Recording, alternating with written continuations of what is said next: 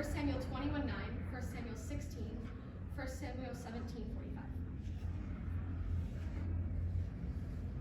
When I was younger, my sister and I decided to ride down a large hill with our bikes. So we were riding down this hill, and she asked me to move her the way.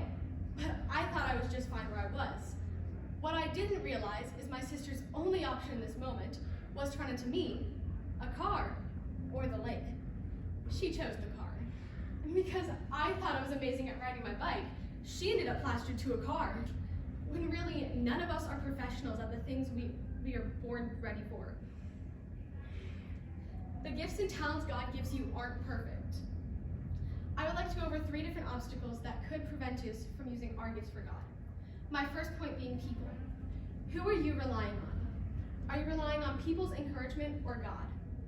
In 1 Samuel 16, it talks about how the prophet Samuel is sent to Jesse's house to find the next king anointed by God. Jesse brought 7 of his 8 sons out, the 7 that he was sure would become king. But after going through all 7 sons, Samuel asks, "Is there no one else?" And Jesse replies, "Well, there's David, but he's tending the flock." So they sent for David. And as soon as they saw David, they knew he was king. But if David had listened to what his brothers or father thought of him, if he let what people thought sink in instead of what God thought of him, he never would have been able to be king. There are going to be times when your friends and family aren't going to see the potential that God has put in you. But God put it there. It's not up for them to debate. We need to realize that God is not a small part of our story. We are a small part of God's story. So my first point is people, and my second is faith. Sometimes I think we all feel like David. "You sure, God, all I have is these stones."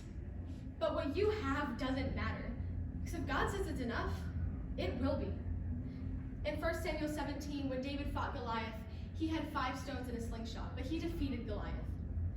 In verse 45, David tells the Philistines, "You come against me with a sword, a spear, and a javelin, but I come against you in the name of the Lord of hosts, the God of the armies of Israel, whom you have defied." What equipped David for battle was not the stones. What equipped David for battle was God. Sometimes everything around us makes us feel very unequipped. But God wants you to fight that battle. God wants you to do whatever it is that he wants you to do. Everyone on that battlefield was technically more equipped for battle than David was. King Saul's armor wouldn't even fit David. There are going to be times when you think everyone around you is more equipped to fight the battle that God called you to. But God called you. That brings me to my third point, journeying with God.